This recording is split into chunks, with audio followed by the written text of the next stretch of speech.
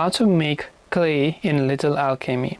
If you want to make clay in Little Alchemy, it is very simple. We have 4 basic elements by default: air, earth, fire, and water. So what we will do is we will add water and earth and combine them to create a mud. We will combine earth and fire to create a lava. Then we will combine air to lava to create a stone. Now all we have to do is we have to just combine stone and mud in order to create a clay. And that's easy as that. This is how you can just go ahead and then basically make clay in Little Alchemy. I hope that this video helped you. If you have got any further questions, feel free to leave them down below.